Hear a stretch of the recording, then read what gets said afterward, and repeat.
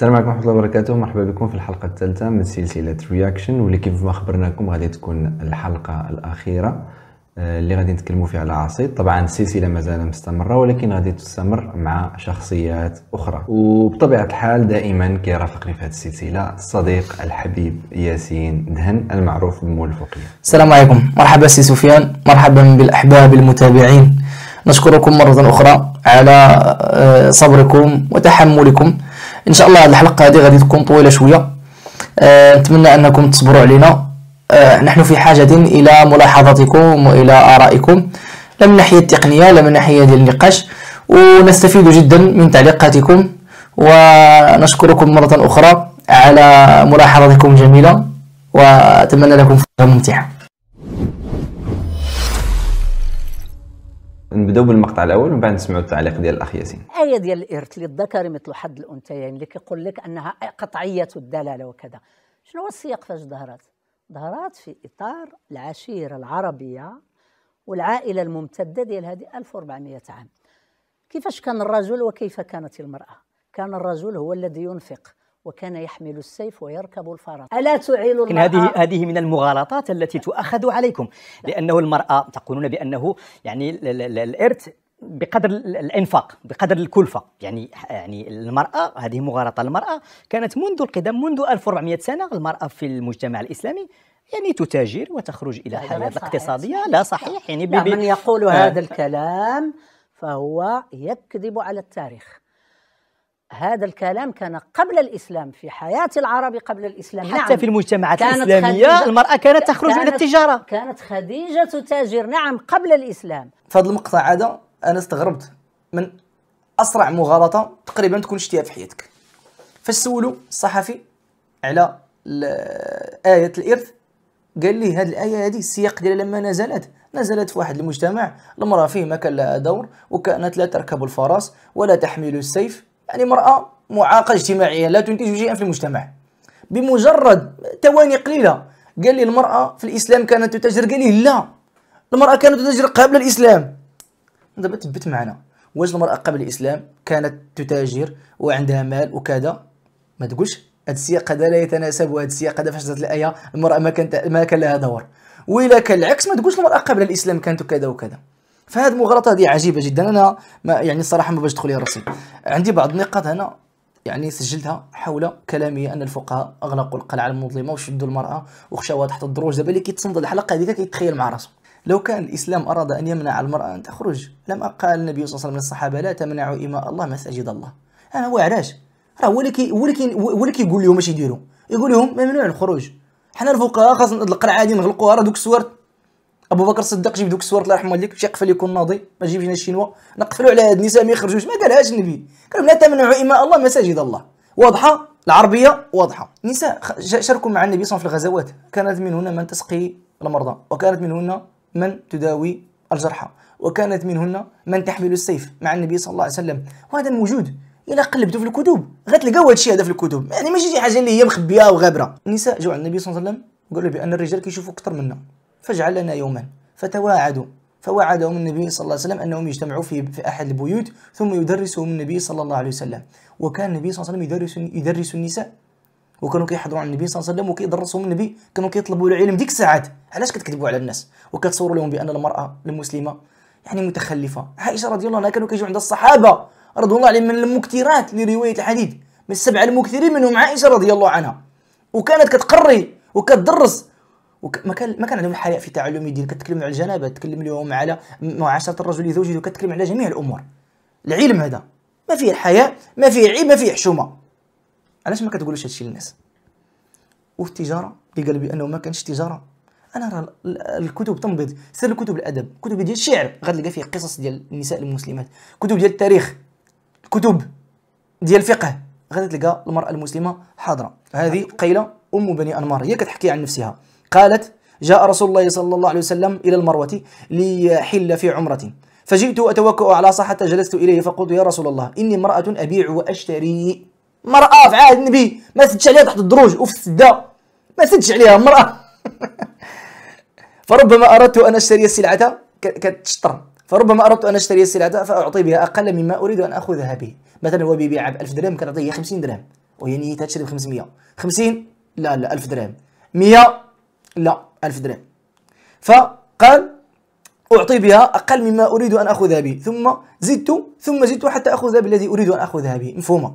والعكس كذلك. وربما أردت أن أبيع السلعة فاستمدت بها، يعني طلب الثمن أكثر مما أريد أن أبيع به. تطلب ثمن كبير باش ينزل لي هذا الثمن اللي بغات، ثم نقصت حتى أبيع بالذي أريد أن أبيع به. فقال لي رسول الله صلى الله عليه وسلم، اش قال لها؟ لا، ما قالش لها لا تبيعي وتشتري، لا تعملي، لا، هذيك اللي كيتمناو هادو. قال لها لا تفعلي هكذا يا قيلة، ولكن إذا أردت أن تشتري شيئا فأعطي به الذي تريدين أن تأخذيه به. الصدق. أعطيتي أو منعتي، أعطاه لك ولا ما أعطاش لك. وإن أردت أن تبيعي شيئا فاستامي الذي تريدين أن تبيعيه به، أعطيتي أو منعتي.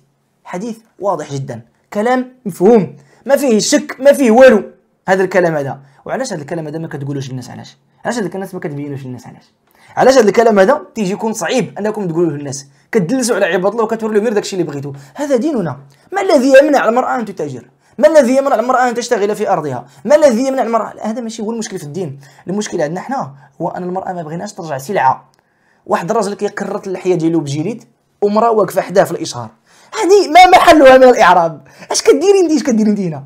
ولكن لا، خاص يخشيو لك المرأة في الاشهار واخا ما كيعنيهاش باش تجبد المشاهدين لانها سلعه. بغا يبيعوا الطوموبيل، المراه متكيه على الكابو ديال الطوموبيل، على الرويضه ديال الطوموبيل واقفه حداها ولا باكا تحلكو. اش كدير المراه؟ واش ميكانيك انت؟ علاش المراه كتدخلوها في اي حاجه؟ هذا هو المشكل ديالنا حنا. المشكل ديالنا هو اننا ما بغيناش المراه نرجعوها سلعه، وانتم بغيتوا المراه ترجعوها تكون ديروا فيها اللي بغيتوا، بحال كلينيكس تمسحوا بها وتلوح، تمسحوا بها وتلوح. المراه معززه مكرمه، حتى الا خدمات تخدم بعزه وبشرفها، ماشي تعدوا عليها ويحقروا عليها. نشوفوا المقطع الموالي واللي كذلك الاخ ياسين غادي يعلق عليه. نظام الارث، الا عندك انت 3 البنيات وخدمتي عليهم حياتك كلها وما درتيش لهم الهبه قبل ما توفى بعد عمر طويل، طبعا راه غادي يلوحوهم في الشارع، لان غادي يجيو ناس اللي ربما ما كيبغيو حتى يشوفوك او يسلموا عليك، وغادي يطلبوا البنات ديالك باش يبيعوا الدار باش ياخذوا فلوسهم، وغيتحاسبوا معهم على المعلقه والفرشيطه والموس في الكوزينه. يا ربي ما نكون ضيعت هذا الموضوع هذا. هذا الموضوع هذا ماشي ديال 5 دقائق، ماشي ديال 10 دقائق، ماشي ديال ساعه اللي ما كان. هذا الموضوع هذا يستاهل يعني محاضرات من العلماء والمشايخ يتكلموا فيه. علاش؟ لانه موضوع متشعب، وانا نحاول ما امكن نجمل ونلخص بعض الامور. انا نهضر على 3 ديال النقاط. النقطه الاولى هو الدين هذا. الاسلام من الخصائص ديالو انه دين شمولي، يعني ملم ومحيط بجميع مناحي الحياه.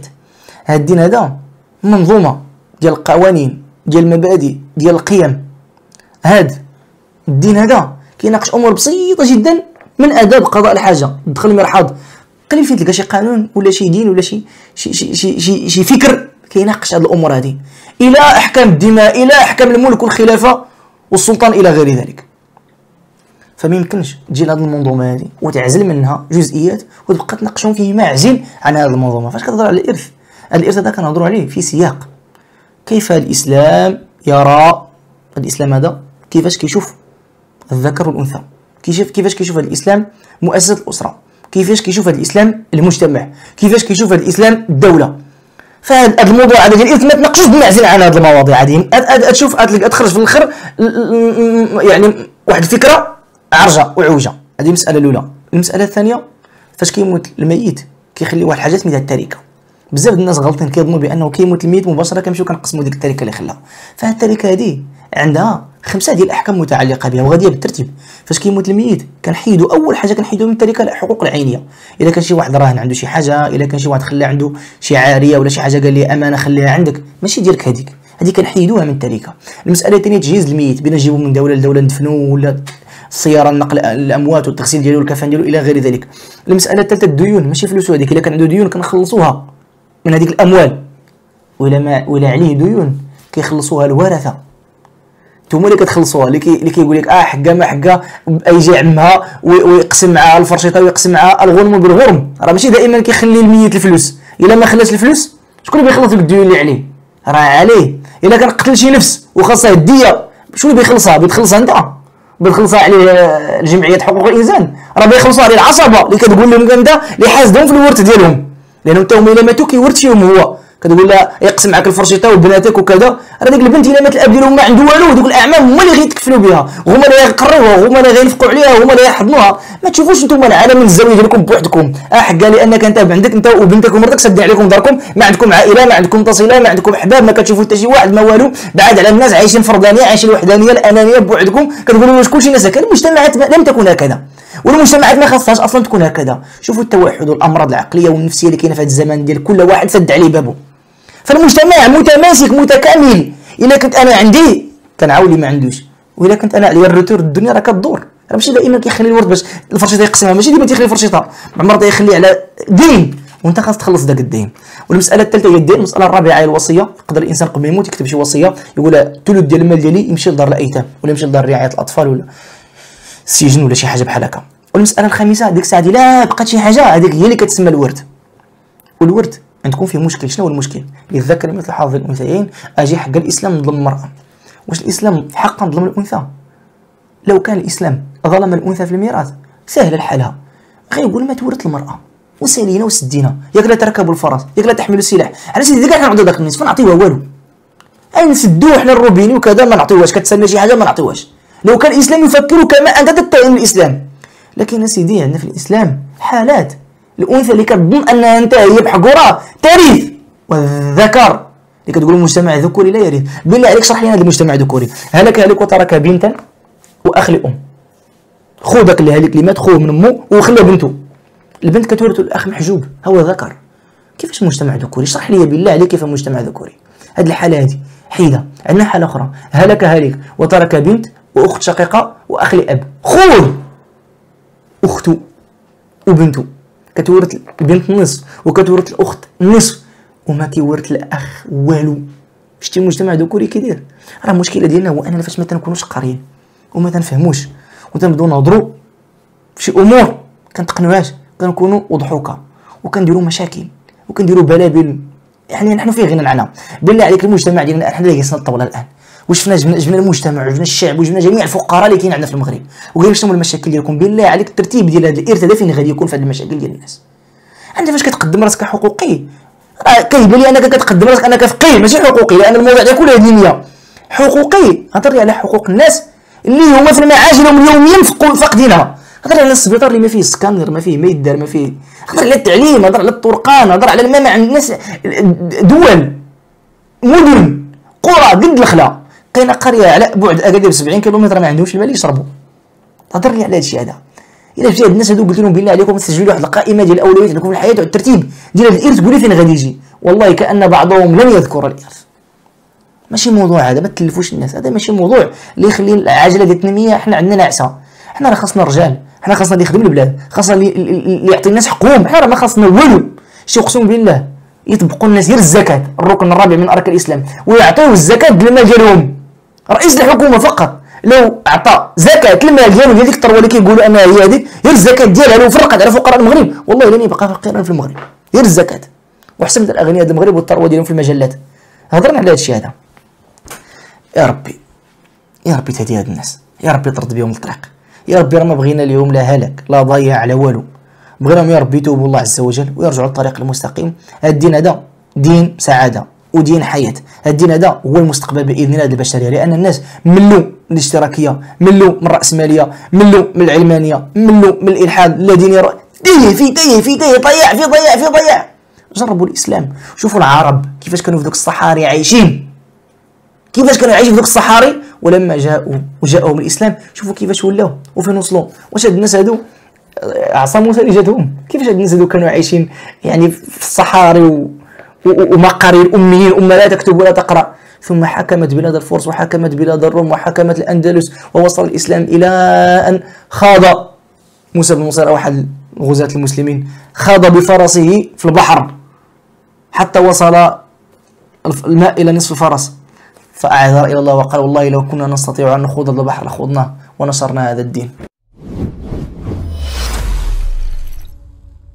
هذا الكلام كان قبل الإسلام، في حياة العرب قبل الإسلام. حتى في المجتمعات الإسلامية المرأة كانت تخرج إلى التجارة. كانت خديجة تاجر، نعم، قبل الإسلام، ولكن بعد الإسلام الفقهاء أحكموا الحريم وأغلقوا، وجعلوا الآية قرن في بيوتكن هي قاعدة مكوث المرأة في البيت ولا تخرج إلا لضرورة، وحددوا لها قواعد الخروج مدة 1400 عام. وعندما جاء يعني من دعا إلى تمدرس الفتاة في القرن العشرين هجم عليه المشايخ والفقهاء وقالوا تريد أن تفسد نساءنا بأن يخرجن من البيت. أغلقوا القلعة المظلمة وظلوا حراسا عليها 1400 سنة، ولم تبدأ هذه القلعة تفتح نوافذها ليدخل بعض الشعاع من الضوء وبعض الهواء إلا في نهاية القرن العشرين وبداية الألفية التالية. عصيت قال أن المرأة في الجاهلية كانت حرة، وخديجة رضي الله عنها زوجة النبي صلى الله عليه وسلم أم المؤمنين كانت كالتاجر قبل الإسلام، ولكن من جاء الإسلام الفقهاء أحكموا إغلاق الأبواب على النساء، وخديجة رضي الله عنها ما بقاتش كالتاجر، وبقات الأمة على هذا الحال لطيلة 1400 سنة.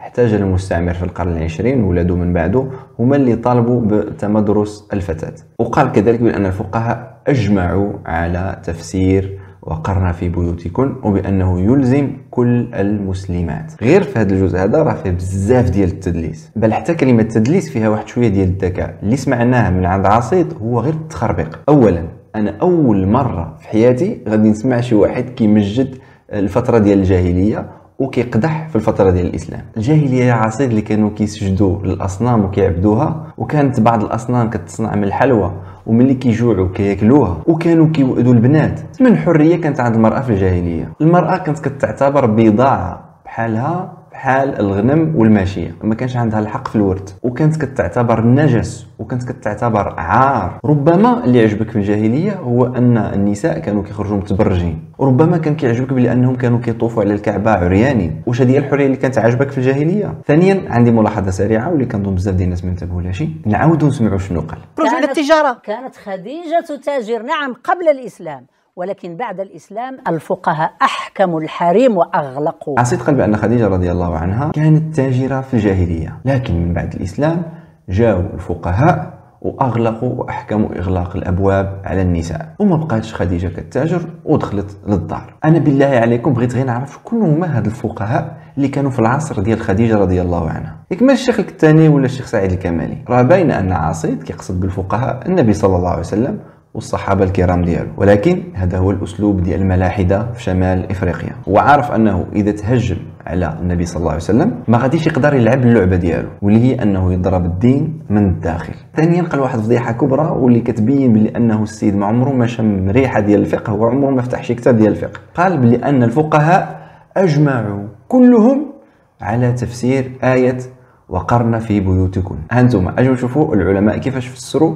آية وقرن في بيوتكن. الرأي الأول على سبيل المثال ديال الإمام القرطبي في الكتاب ديالو الجامع لأحكام القرآن كيقول: وإن كان الخطاب لنساء النبي صلى الله عليه وسلم فقد دخل غيرهن فيه بالمعنى. واستدل على أن النساء ديال الجاهلية كانوا يكثرن من الخروج وكانوا كيخرجوا متبرجات، وجاء الإسلام ومنع التبرج وقال لهم أنهم يجلسوا في الديور ديالهم وما يخرجوا إلا للضرورة، وسطروا على كلمة الضرورة لأننا غادي نرجعوا لها من بعد. الرأي الثاني كيقول بأن هذه الآية هذه ملزمة فقط للنساء ديال النبي صلى الله عليه وسلم، لأن الله تعالى كيقول: يا نساء النبي لستن كأحد من النساء. وهذا هو الرأي ديال ابن عاشور في الكتاب ديالو التحرير والتنوير. وقال بلي أن المكوث ديال النساء ديال النبي صلى الله عليه وسلم في البيت هو واجب، ولكنه للنساء ديال المسلمات شرط كمال، يعني ماشي واجب. وكذلك الناس ديال هذا الرأي هذا حددوا الضرورات ديال الخروج ديال المرأة. راه كيف ما قلت في الحلقة الأولى والحلقة الثانية،